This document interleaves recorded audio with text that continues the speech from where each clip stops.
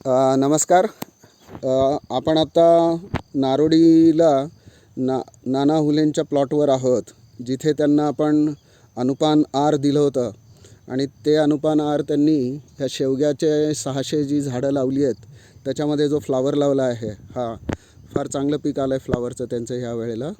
तर नाना हुले त्यांचा अनुभव सांगतायत. नमस्कार नाना. नमस्कार. तुमचा काय अनुभव आहे? आपण औषध मारल्यानंतर आपलं मारल्यानंतर पानं एकदम फ्रेश राहिली हां आणि माल एकदम किंवा झाडं तुमची एकदम फ्रेश राहिली. फळ कसं भरतं आहे ह्याच्यामध्ये? एक नंबर फळ भरली. एक नंबर. आणि कंपॅरेटिव्हली बाकीच्यांचा आणि तुमच्या याच्यामध्ये काय फरक जाणवला? आमच्यामध्ये जमीन आसमानचा फरक आहे. एक म्हणजे काय फरक जाणवला मुख्य म्हणजे? याच्यावर करपा नाही, याची पानं कुठे गळायला नाहीत, काय नाही काय नाही. आणि फळ धरण्याचे जे जरी इथे शेवगा असला टेक्निकल याचे एक नंबर फर्स्ट क्लास आहे. टेक्निकली एक नंबर आहे. तर तुम्ही ते औषध पुन्हा वापरायला कोणाला सांगू शकाल का की हे? सांगू शकणार, त्याची ॲडव्हर्टाईज देऊ शकतो. Very good. आणि अजून तुम्हाला कशावर मारायची, तुम्हाला अजून त्याचा प्रयोग अजून कशावर करावासा वाटेल? जे आपण जी वस्तू करू त्याच्यावर त्याचा प्रयोग करू शकतो. नक्की. आता तुमच्या शेवगा इथे लागल्या आहेत, तर शेवग्याच्या छायेमध्ये एवढं चांगलं पीक येतं का? नाही. मग हे किती तुम्ही औषधाने जमलं ना. तुम्हाला किती औषधाचं ते हे मिळालं?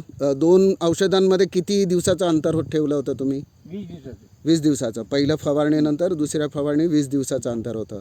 आणि ते दोन्हीमध्ये तुम्ही त्याच्यानंतर काहीच केलं नाही. आता फळ चांगलं भरलेलं आहे आणि आपण बघतो आहोत अजून एक 8 दिवसात 8 नाही 2-4 दिवसामध्येच हे काढायला येईल आता.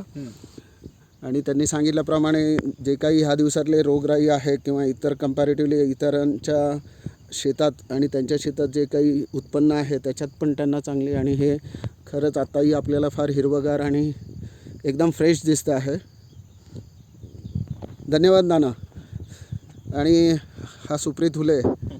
सुप्रीत हे सगळे त्याची करामत आहे इथली, आणि त्यालाही पटलं आपण जे काही त्याला सजेस्ट केलं आणि त्यानेही त्याचा विश्वासाने वापर केला.